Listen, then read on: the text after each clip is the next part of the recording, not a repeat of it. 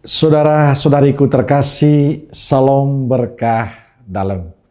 Sudahkah kita memberi senyum hari ini, Senin 3 Juni 2024. Gereja memperingati Santo Carolus Elwanga dan kawan-kawan martir.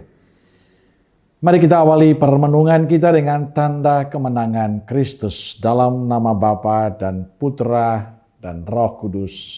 Amin. Permenungan kita diambil dari Injil Markus bab 12 ayat 1 sampai 12.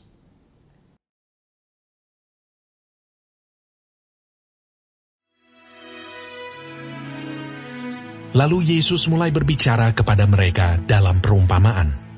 Adalah seorang membuka kebun anggur dan menanam pagar sekelilingnya. Ia menggali lubang tempat memeras anggur dan mendirikan menara jaga. Kemudian ia menyewakan kebun itu kepada penggarap-penggarap lalu berangkat ke negeri lain.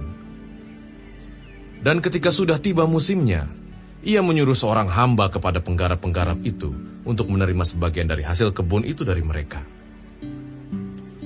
Tetapi mereka menangkap hamba itu dan memukulnya, lalu menyuruhnya pergi dengan tangan hampa. Kemudian ia menyuruh pula seorang hamba lain kepada mereka. Orang ini mereka pukul sampai luka kepalanya dan sangat mereka permalukan. Lalu ia menyuruh seorang hamba lain lagi, dan orang ini mereka bunuh. Dan banyak lagi yang lain, ada yang mereka pukul dan ada yang mereka bunuh. Sekarang tinggal hanya satu orang anaknya yang kekasih. Akhirnya ia menyuruh dia kepada mereka. Katanya, "Anakku akan mereka segani."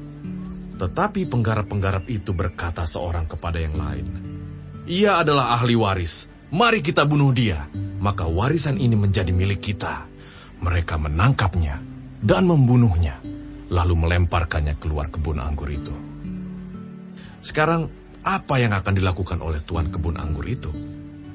Ia akan datang dan membinasakan penggarap-penggarap itu, lalu mempercayakan kebun anggur itu kepada orang-orang lain. Tidak pernahkah kamu membaca nas ini? Batu yang dibuang oleh tukang-tukang bangunan telah menjadi batu penjuru. Hal itu terjadi dari pihak Tuhan, suatu perbuatan ajaib di mata kita. Lalu mereka berusaha untuk menangkap Yesus, karena mereka tahu bahwa merekalah yang dimaksudkannya dengan perumpamaan itu. Tetapi mereka takut kepada orang banyak, jadi mereka pergi dan membiarkan dia. Saudaraku terkasih, tidak ada sesuatu yang abadi dalam kehidupan kita. Segala sesuatu ada batasnya. Dan Injil hari ini bicara tentang Allah yang sabar. Allah bersikap sabar karena ingin membentuk manusia menjadi pribadi yang lebih baik. Yesus dalam Injil menerangkan bagaimana sikap Allah terhadap umatnya melalui sebuah perumpamaan.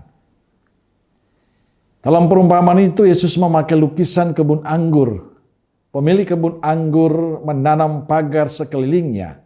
Kemudian ia menyewakan kebun itu kepada penggarap. Ketika tiba musimnya, pemilik kebun itu menyuruh hambanya untuk menerima sebagian hasil dari para penggarap. Tetapi para penggarap itu malah memukuli hambanya. Ada 3 hamba yang diutus kepada penggarap-penggarap itu, namun semuanya tidak diperlakukan secara manusiawi.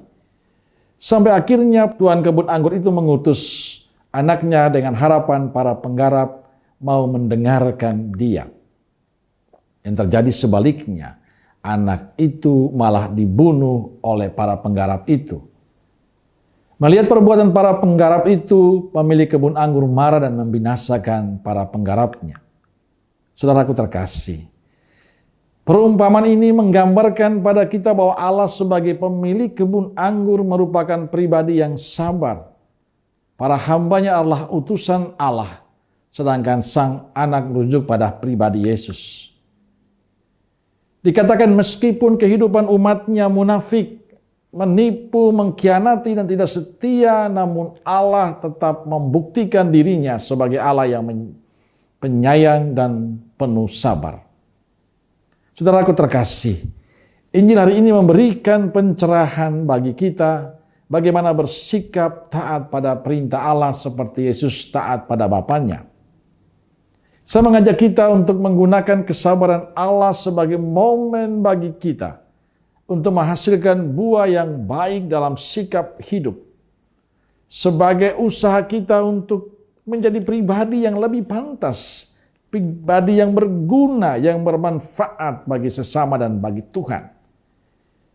Maka mari kita hidup sebagai anak-anak Allah yang taat dan setia pada Allah. Dan jangan biarkan hawa nafsu menguasai hidup kita, agar waktu yang Tuhan berikan pada kita tidak menjadi sia-sia. Inilah cara kita, supaya kita semakin berguna, bermanfaat, berarti untuk sesama kita. Maka gunakanlah waktu Tuhan sebagai kesempatan untuk melakukan hal-hal yang baik. Amin. Semoga Allah yang Maha Kasih memberkati saudaraku sekalian, Bapa, Putra, dan Roh Kudus. Amin. Roh Kudus Nazaret, doakanlah kami. Amin. Berkah dalam.